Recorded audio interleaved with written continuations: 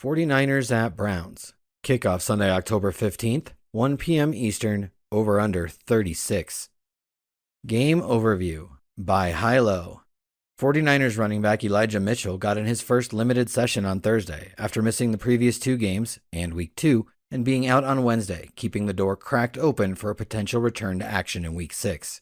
Center Joel Bitonio, tight end David Njoku, and QB Deshaun Watson have yet to practice for the Browns this week. As of Thursday, current reports are that Watson is unlikely to play after missing Week 4. Subsequent DNPs coming off a bye week are not ideal.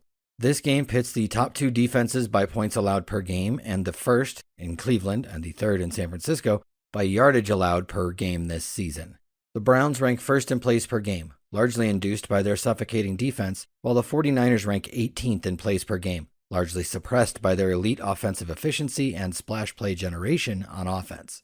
Fifth-round rookie QB Dorian Thompson-Robinson drew the start for the Browns in Week 4 and is likely to do so again should Watson be unable to go, which appears likely.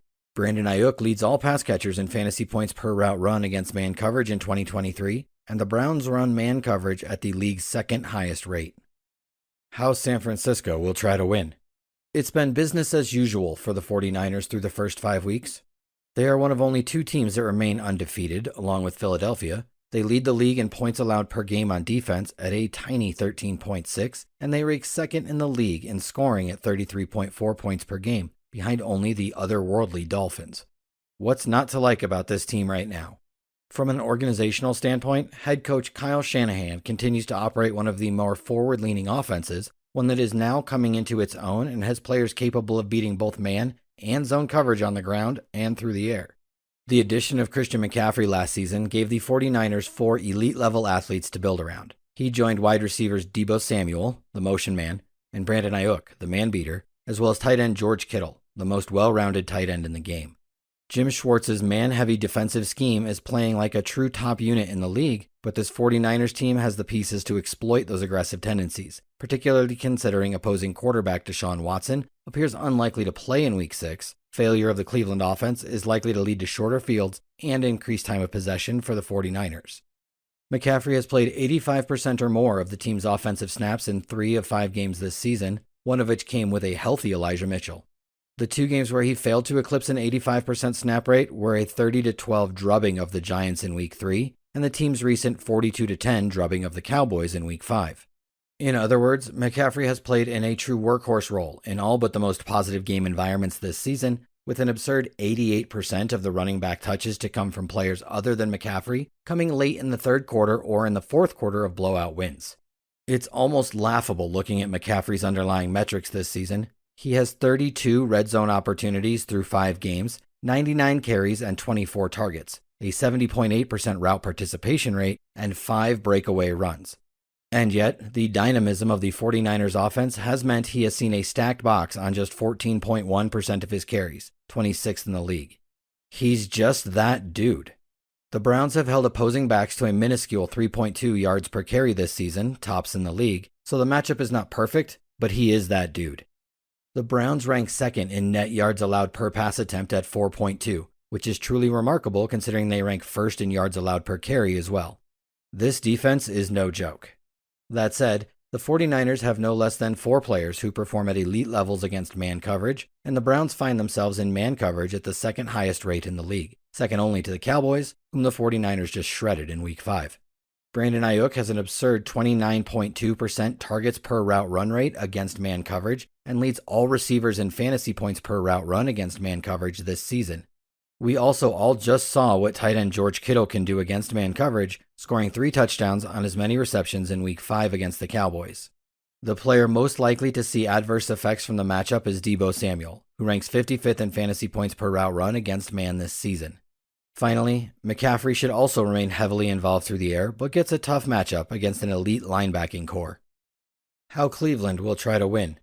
The Browns rank 27th in overall pace of play at 29.5 seconds per play, and remain of the run-balanced variety in offensive design, shifting slightly to a more pass-balanced approach after the season-ending injury to running back Nick Chubb. Quarterback Deshaun Watson appears likely to miss this contest after consecutive DNPs coming off the team's bye week, which would place 5th-round rookie Dorian Thompson-Robinson in line to start for the second straight game. The Browns were able to muster just 194 yards of offense against another stout defense in the Ravens in Thompson Robinson's last start, a game where the rookie also tossed 3 interceptions and took 4 sacks. The team attempted 36 passes to just 25 rush attempts in that game, which should be a telling baseline for our expectations against the 49ers. Jerome Ford continues to lead this backfield after the injury to Nick Chubb, even after the additions of Pierre Strong and Kareem Hunt. That said, Hunt rejoined the team in Week 3, and Strong came over just before the start of the season, so we could see a slight shift in the dynamics with the team coming off their bye week.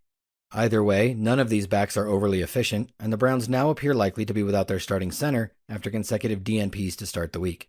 The 49ers have allowed just 1.14 yards before contact, second in the league, and 3.7 yards per carry, ranked 11th in the league, while the Browns have somewhat quietly struggled in run blocking metrics this season, blocking to a league-low 1.06 yards before contact. This does not appear to be the spot to take a flyer on one of these cheap backs. Tight end David Njoku played through horrific burns to his hands and face in Week 4 after an incident at his home, meaning the fact that he has yet to practice this week means very little. Also, holy crap, dude! The Browns utilize a tight spread of snap rate and opportunities amongst their 4 primary pass catchers, with Njoku joined by wide receivers Amari Cooper, Elijah Moore, and Donovan Peoples-Jones, all of whom typically play over 80% of the team's offensive snaps in what has become a very 11 personnel heavy offense under offensive coordinator Alex Van Pelt.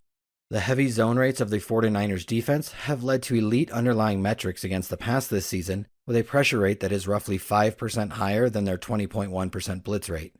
San Francisco holds the league's second best coverage grade when in zone, while no pass catcher holds a targets per route run rate over 18.6% against zone coverages for the Browns. Again, nothing in this spot jumps off the page for DFS purposes. Likeliest game flow.